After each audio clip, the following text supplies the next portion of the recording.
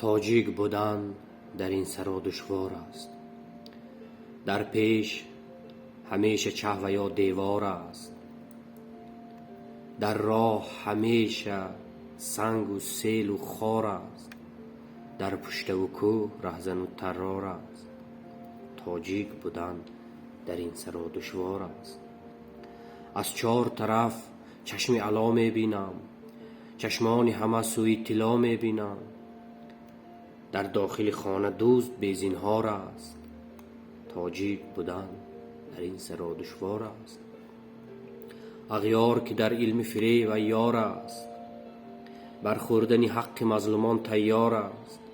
ایمان و عدالتش همین $2 است. تاجیک بودن در این سرا دشوار است.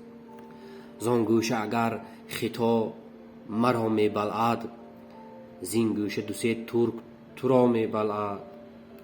از دوست همیشه دشمنم بسیار است. تاجیک بودن در این سرا دشوار است. تاریخ به من جبر و جفاها کرده است. با اشک قلم ریشه من پرورده است. پایان هنر درد و غم و آزار است. تاجیک بودن در این سرا دشوار است. در سرگه ملک من هیاهو کردند. در واز و بدخشان مرا دو کردند. در آن طرفی آمو فقط ترار است. تاجیک بودن در این سرا دشوار است. افسوس سمرقند من از دستم رفت. هیهات بخارای من از شستم رفت. نارفته زمن کوه فقط پادار است. تاجیک بودن در این سرا دشوار است. گه همسر و کودکی مرا پرانند، گه سینه بابای مرا درانند. از تیر و تفنگ مادرم بیزار است. تاجیک بودن در این سرا دشوار است.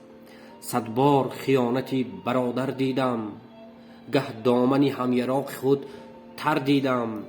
تاجیک به خون خود گهی خمار است.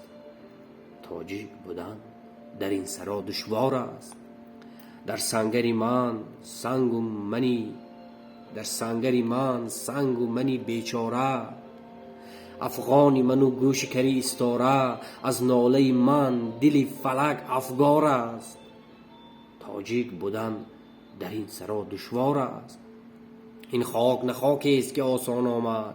اندر عوضی خون دل و جان آمد. بر مغز و دلم غمی نیاکان بار است. تاجیک بودن در این سرا دشوار است. هرچند دلم پر از غم و تیمار است. تاجیک نوشتند به این تومار است. این قسمت من قسمت ناتکرار است. تاجیک بودن در این سرا دشوار است. شاهنامه مرا سوی وفا می خواند. سینای خرد سوی شفا می خواند. در سینه من وطن وطن در کار است. تاجیک بودن در این سرا دشوار است. روحاً به ته خاک وطن آسایم. تاجیک شوم باز به دنیا آیم. تا روز قیامت دل من بیدار است.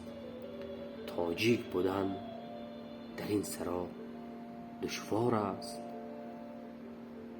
دشوار است.